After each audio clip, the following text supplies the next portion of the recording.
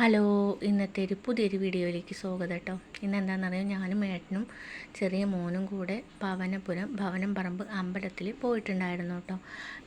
ഏട്ടൻ ജോലിക്ക് പോണ സ്ഥലത്തായിരുന്നു കേട്ടോ അമ്പലം. അപ്പോൾ ഏട്ടൻ്റെ കൂടെ ഞാനും മോനും കൂടെ പോയിട്ടുണ്ടായിരുന്നു. വലിയ മോളും പോന്നിട്ടുണ്ടായിരുന്നു കേട്ടോ. മോളെ ഏട്ടൻ ബസ് സ്റ്റോപ്പിൽ ബസ് കയറ്റി വിട്ടിട്ടുണ്ടായിരുന്നു. അവളുടെ വയ്യാൽ തന്നെ ബസ്സിൻ്റെ വയ്യാൽ തന്നെ ഞങ്ങൾ പോയിട്ടുണ്ടായിരുന്നു. അവൾ ബസ് ഇറങ്ങലും ഞങ്ങളും ഒപ്പാണ് കേട്ടോ എത്തിയിട്ടുണ്ടായിരുന്നത്.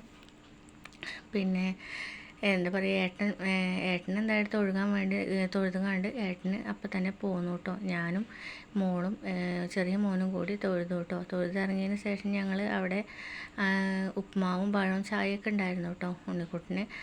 ഇവിടുന്ന് ഞങ്ങൾ ചെന്നപ്പോൾ തന്നെ അവരവിടെ ഉപ്പുമാവും ചായ കഴിക്കണം കേട്ടോ. അപ്പം തന്നെ അവൻ കഴിക്കാമെന്നൊക്കെ പറയുന്നുണ്ടായിരുന്നു കേട്ടോ. തൊഴുകൊന്നും ചെയ്യാതെ ഞങ്ങൾക്ക് പോകാൻ പറ്റില്ലല്ലോ. പ്രസാദമൊക്കെ മേടിച്ചതിന് ശേഷം ഞാനും മോളും മോനും കൂടെ ഉണ്ണിക്കുട്ടനും കൂടെ ഉപ്പുമാവും ചായയൊക്കെ കഴിക്കുകയാണ് കേട്ടോ. ഇന്ന് ഉച്ചയ്ക്ക് അവിടെ അന്നദാനവും കാര്യങ്ങളും ഒക്കെ ഉണ്ട് കേട്ടോ. അതിനൊന്നും ഞങ്ങൾ നിന്നിട്ടുണ്ടായിരുന്നില്ല കേട്ടോ. വേറെ ഒന്നല്ല കേട്ടോ, ഉണ്ണിക്കുട്ടന് അടങ്ങിയിരിക്കില്ല. റോഡിൻ്റെ വക്കിലാണ് കേട്ടോ അമ്പലം. അവൻ അടങ്ങിയിരിക്കില്ലല്ലോ.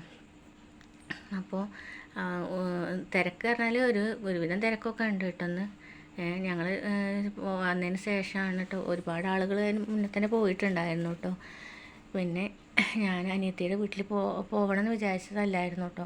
അപ്പോൾ അവൾ അവിടെ ചെന്നപ്പോൾ ഉണ്ണിക്കുട്ടൻ ഞങ്ങൾ ബസ് തൊഴുത് ഇറങ്ങിയതിന് ശേഷം ഞങ്ങൾ അമ്പലത്തിൽ നിന്ന് ഇറങ്ങിയതിന് ശേഷം ബസ്സിന് പോകാമെന്നാണ് കേട്ടോ വിചാരിച്ചിട്ടുണ്ടായിരുന്നത്. പക്ഷേ ഉണ്ണിക്കുട്ടൻ ബസ്സിന് പോരില്ല എന്ന് പറഞ്ഞുകൊണ്ട് വാശി പിടിച്ചു കേട്ടോ.